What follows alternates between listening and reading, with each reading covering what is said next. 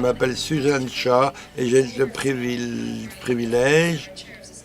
Je suis la nouvelle présidente. Je suis anesthésiologiste de Saskatoon. Je passe mon temps au lit de patients, mais j'ai le privilège d'aller entre les hauts niveaux de politique et le lit des patients et les familles. Et c'est là où met ma passion, en fait. On m'a demandé de parler comment la cybersanté peut améliorer la qualité des soins. Mais la question, oui, bien sûr, on peut, mais comment? Je vais parler un peu plus des éléments fondamentaux qui doivent être en place. Et ça va correspondre à ce que M. Simon a dit, M. Price, Dr. Fremens et le panéliste précédent.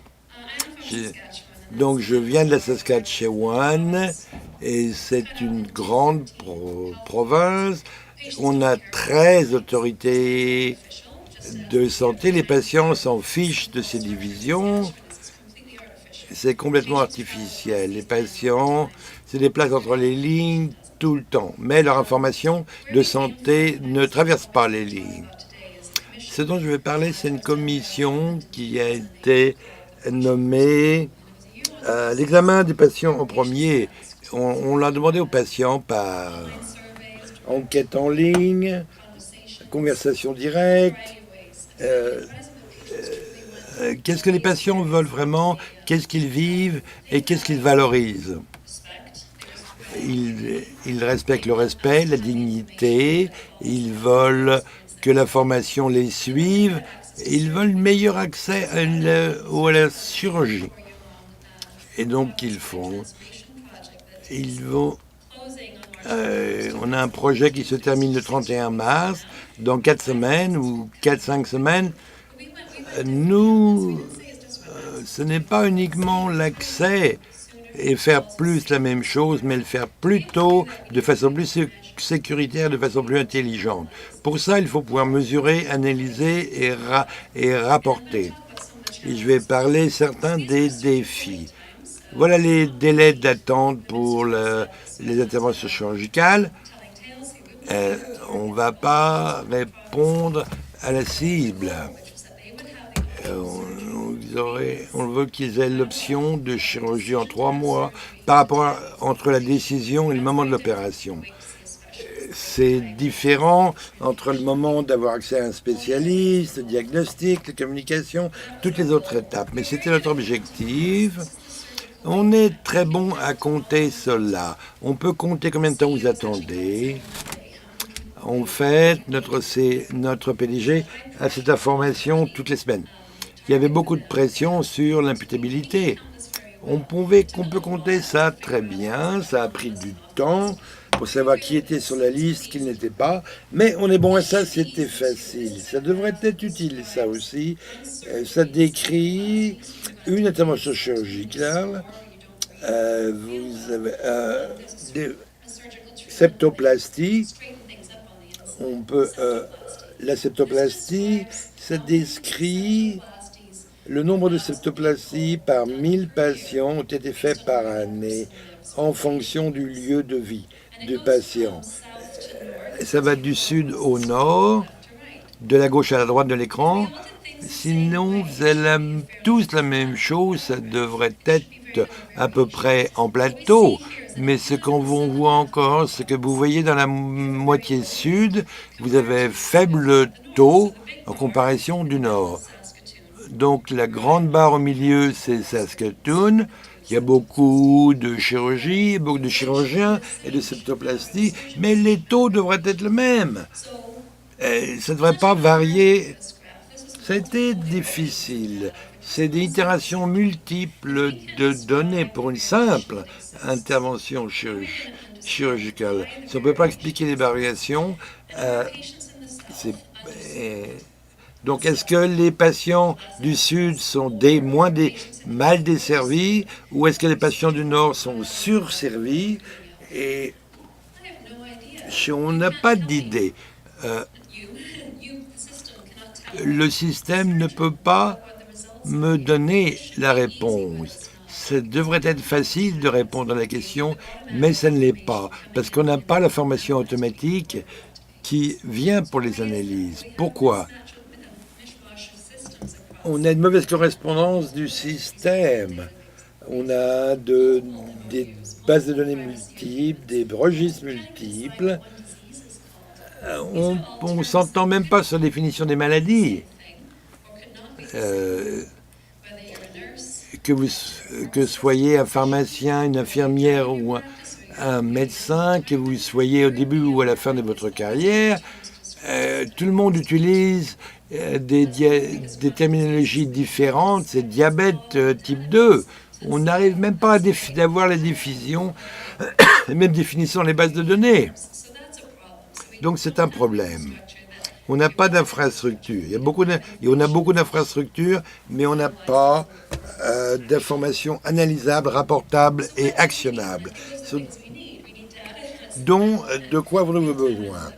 On a un bon nombre de données en temps réel. Ça dépend bien sûr à qui vous demandez. Bien sûr, les patients, peut-être le patient a des besoins différents du fournisseur de santé, peut-être les politiciens ont besoin ou peut-être c'est la même chose. Mais j'ai l'impression, j'ai un sentiment qu'on a commencé au mauvais endroit de la hiérarchie. Moi, je mets le patient en premier. Notre infrastructure aujourd'hui est plus conçue pour répondre aux besoins de nos pairs, des agences ou des autorités de santé. Alors, qu'est-ce que nous savons? Les patients veulent et ont besoin de leur information. Il y a nombre d'études qui disent que les patients veulent et ont besoin de leur information de santé. Mais nous savons aussi qu'ils ont besoin de l'information parce qu'ils peuvent être mieux engagés. Si on leur donne accès et contrôle de leur information de santé, ils prennent en charge. Ils veulent aussi que les fournisseurs de soins de santé disposent de l'information requise. Et ils sont époustouflés que les médecins n'ont pas l'information. Les soins primaires, tout devrait être là, toute l'information devrait être là. Mais parce que le système échoue, moi j'ai un emploi, bien évidemment. Ma famille est époustouflée. Non, je n'ai même pas accès à leur information.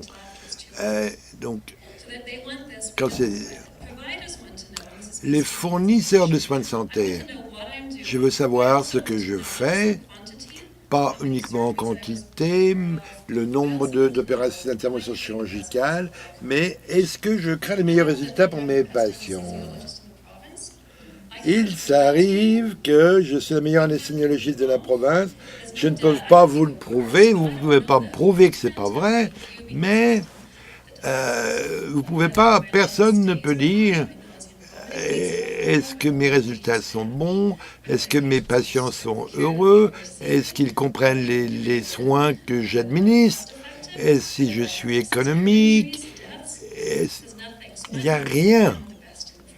Donc je suis certainement la meilleure de la province, parce que c'est ce que je crois. Si vous êtes un politicien, un décisionnaire, vous voulez comprendre le niveau de fonctionnement du système, quelle est la valeur, le rapport qualité-prix, et quel levier puis-je utiliser pour que ça doit être fait. Je pense que toute cette information est la même. Données de base. Il y a des outils qui rendent la vie plus facile. Vous avez peut-être appris ça à l'école ou à l'université. Voici, il y a des éléments clés. Je ne suis pas de la technologie d'information, mais je crois qu'il y a des normes communes et des interconnexions dans nos systèmes. Pour revenir aux éléments de base, les patients doivent être au centre de tout ce que nous faisons. Les patients devraient nous pousser plutôt que ce soit l'inverse. Et les patients doivent avoir accès à leur information. Et ce n'est pas uniquement de conclure sur une géographie artificielle de soins. Tout cela, peu importe la province. L'information doit être en temps réel et fiable. Il doit y avoir des analyses en continu. Et moi, la fourniture de soins de santé, Les données sans analyse, bien sûr, après tout cela, on a plein de données qui ne sont pas analysées. Si c'est pas analysé, pourquoi la collecter? En plus de tout ça, il faut avoir assez pour aller de l'avant. Il faut avoir des données suffisantes pour analyser, mais aussi il faut arrêter d'admirer le problème et le résoudre. On a tendance à faire ça avec les données. On veut que ça soit parfait, que les données soient parfaites. Est-ce qu'il va y avoir des erreurs? Il faut lire le rapport.